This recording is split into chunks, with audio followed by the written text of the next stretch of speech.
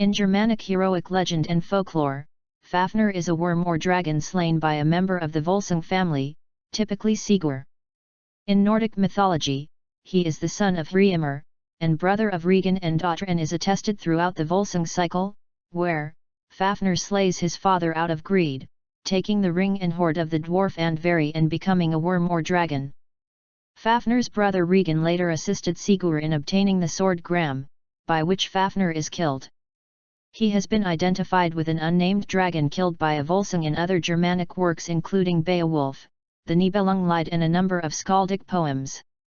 Fafnir and his killing by Sigurd are further represented in numerous medieval carvings from the British Isles and Scandinavia, and a single axe head in a Scandinavian style found in Russia. The story of Fafnir has continued to have influence in the modern period, such as in the works of J.R.R.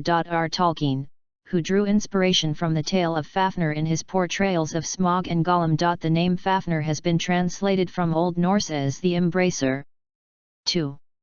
Before taking the form of a dragon, Fafnir's appearance is not explicitly described. It has been noted though that his brother, Regan, is described as being a dwarf in Nornagestse with acute ttr and resembling a dwarf, Old Norse, Dvergra of vxt. However, it is neither clear if relatives of dwarfs are also dwarfs, or how dwarfs were conceived of as appearing.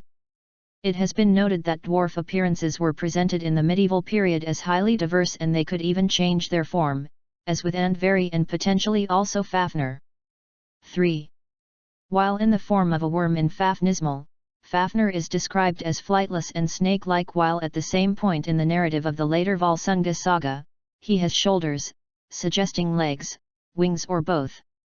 For this change is consistent with the wider trend in Germanic portrayals of dragons, and likely results from influence from continental Europe that was facilitated by Christianization and the increased availability of translated romances. The Poetic Edda contains 2 poems that mention Fafnir. In the prose of the first, Regensmal, the eponymous figure Regan tells Sigurd that once Odin, Loki, and Honir went to the foss of the dwarf Andvari, who lived there in the form of a pike.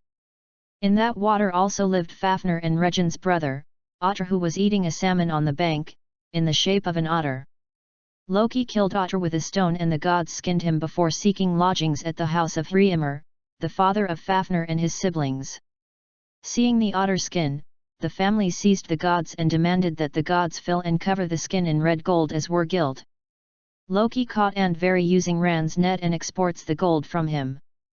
In the poem, Andvari curses the gold which the gods give to Hreimr. Fafnir and Regan asked their father for some of the Wergild, but he refused, leading Fafnir to kill him.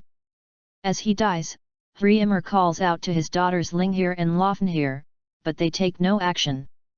Fafnir then takes all the hoard, refusing to share it with his brother, and takes to Nida Heath, where he took the shape of a worm. Along with Andvari's ring, Andvarinot, the treasure here is described as including the Helm of Fear, Old Norse, Egishjamr. In the second poem, Fafnismal, the prose prologue describes Sigurd and Regan going to Nida Heath, where they find the track Fafnir made as he crawled to the water to drink. Sigurd digs a trench across the path and hides in it. Later, Fafnir leaves his hoard, blowing out attar or venom, and moves over Sigurd, who stabs him through the belly and into the heart. As the worm dies, the poem begins and consists of a conversation between him and Sigurd, in which Fafnir asks for information about Sigurd, such as his name, which he initially hides in riddles. Fafnir then warns Sigurd against the gold, telling him that it will bring his death, who responds, saying that a time will come for everyone to journey to hell. The poem moves to Fafnir teaching Sigurd lore, such as the identity of the Norns and the island where the gods will meet with Surtur. Fafnir then warns Sigurd of the hoard again before the worm dies. Regan then meets with Sigurd, where they quarrel over who deserves the praise for the death of Fafnir. 8. Notably here, Regan refers to his brother as an ancient Jotun. 9. Regan then cuts out Fafnir's heart with his sword Ryle and tells Sigurd to cook it for him while he sleeps. While cooking it on a spit, Sigurd tests to see if it is done, but accidentally burns his finger in the process and sucks it, putting the heart's blood into his mouth. The blood allows Sigurd to understand 7 birds who are talking nearby about how Regan is going to kill Sigurd and take the hoard for himself. Fearing they were right, Sigurd chops off Regin's head, eats Fafnir's heart, then drinks the blood of both brothers. The following prose tells how Sigurd then followed Fafnir's trail to his lair, which is described as a house dug down into the earth, the gates, gate posts, and beams of which were all made of iron. Inside, Sigurd finds among the hoard the Aegis Jammer, a golden mail coat and the sword Hradi, and loads all of it onto his horse Granny's back. Eirik's saga gives an account of Sigurd killing a dragon that shows similarities with both Old Norse and continental accounts, consistent with the saga being written in Norway but likely being based on earlier German material. 32 In this telling, a smith Mimir tries to have Sigurd killed by sending him into the woods where his brother Regan lived as a dragon. When he found the dragon, Sigurd killed it with his axe, cutting off its head. Hungry, he then boiled meat from the dead dragon but burnt his finger in the process, and so put his finger in his mouth. The juices from the meat made him able to understand the speech of birds, who he overhears telling him to kill Mimir as he tried to have Sigurd killed. Sigurd then bathes in the dragon blood which made his skin as hard as horn, except for where a maple leaf had stuck to him between his shoulders.